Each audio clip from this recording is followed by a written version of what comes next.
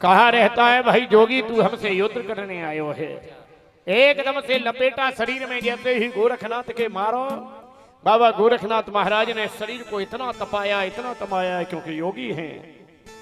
राजा वासुक ने छोड़ा, एकदम घबरा गया और जैसे ही फन को मारा, बाबा गोरखनाथ ने फन को पकड़ा और दबाया और गूगल जो है राजा वासुक के मुंह में रहता था, पद्मनाग मुंह में के छीना गूगल और दौड़ दिए। और दौड़ने के बाद सीधे ज्वाला महारानी पर आए। उस गूगल को ज्वाला मैया के अधीन किया। प्रमाण है बाबा गोरखनाथ ने 6 महीने ज्वाला मैया पर उस गूगल को के जहर को, मैया ज्वाला की अग्नि के तासीर ने गूगल के जहर को समाप्त किया। सीधे गूगल नहीं दिया मैया बाछड़ को, क्योंकि वो जहर रूपी गूगल था।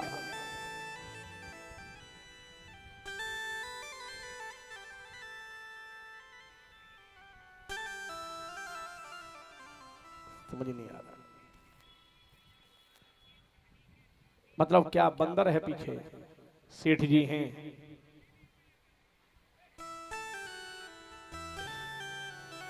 बोले जय हरवीर महाराज की जय जय। गूगल को लिया और लेकर आने के बाद में मैया वाछल को दिया है। मैया वाछल ने अपने महलों में ले गई। 5 बराबर बराबर भाग किया।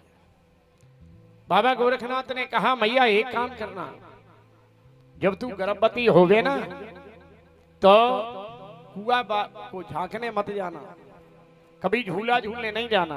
और एक माताओं को ये बात मालूम होना चाहिए कि जिस समय मां बनने के लिए हो उस समय झूला नहीं झूलना चाहिए, कुआं बावड़ी नहीं जाना चाहिए, नहर बंबा तालाब पोखर पर नहीं जाना चाहिए।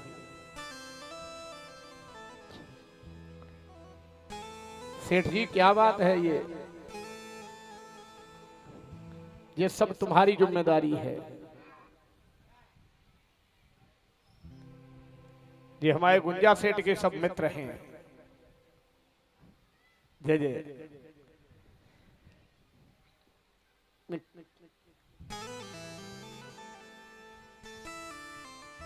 सेव देख कर आ रहा है। जय जय।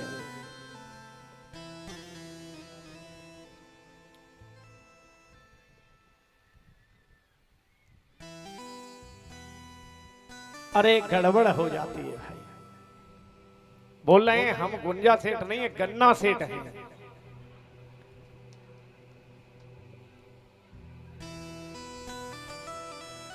कई दिनों तो हमने और कुछ जाना,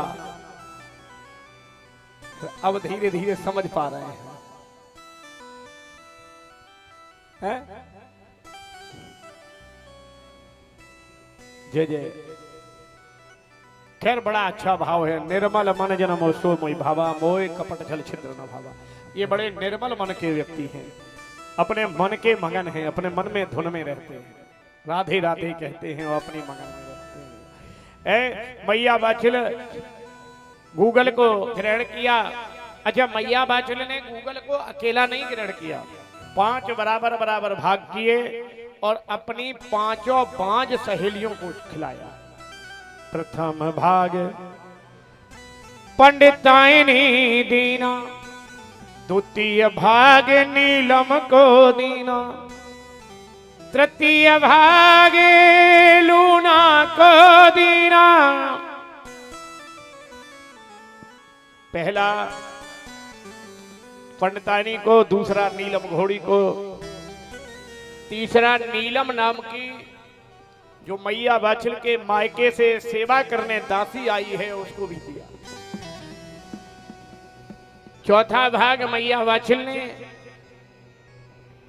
अपने ननद को दिया है और 5वां भाग मैया ने स्वयं ग्रहण कर लिया। 5वां भाग स्वयं ही लेना। धीरे धीरे मैया दिन भर गोरखनाथ के गुण गाती है। और एक बात नोट कर लें, हमारी जीवन में जब परेशानियां आती हैं तो भगवान के भक्त पर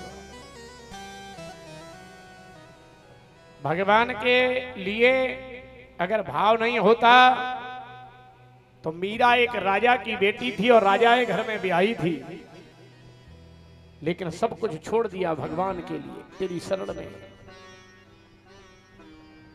भगवान का चलचित्रित भाव, भगवान का प्रतिबिंब, भगवान का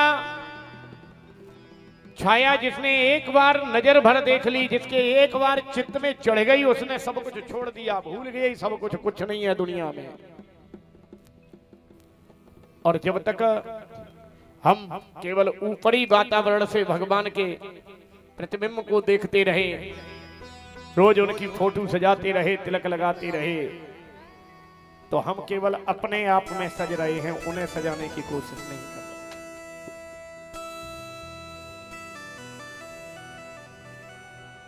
सच यह है, जीवन में एक विशेष बात हम आपको और बता दें। कई जगह मैंने देखा, कुछ लोग कहा करते हैं कि जहारवीर महाराज पर कई जगह हमने देखा, जो हमारे जोत बजाने वाले लोग हैं वे कभी कभार कुछ मदिरा को भी चढ़ाने लगते हैं या पीकर बजाते हैं। ऐसा होता है या नहीं होता? अच्छा, कितने लोग हमारी बात से सहमत है? जरा हाथ ऊपर करके बताएं। ऐसा होता है? हम आपको बता दें, जहारवीर महाराज के दरबार में आज तक कहीं कोई मदिरा नहीं चढ़ाई जाती। जहारवीर महाराज के बगल में 5 बावरियों का स्थान है, और बावरी जो है ये राजस्थान में राजा के वंशज तो माने जाते हैं, लेकिन रानी और बांदी का फर्क है। तो ये जो 5 बावरिया हैं, गोगा जी महाराज के मेड़ी के कुछ दूरी पर उनका स्थान बना हुआ है, और जो राजस्थान के बावरिया हैं वो उन्हें अपना देवता मानते हैं। तो वहां पर लोग दारू वो अपने लिए चढ़ाते हैं, पीने के लिए, देवताओं के लिए नहीं है, अपने पीने के लिए। वही क्रम हमारे यहाँ के लोगों ने चालू कर दिया। जो लोग दारू पीते हैं वो स्वयं के लिए गोगा जी को बदनाम करते हैं, खुद के लिए। बोले बाबा जी सच बताऊं, मैं एक जगह में अपने जीवन की जुड़ी हुई घटना बताता हूं। मैं एक जगह भागवत कथा को कर रहा था,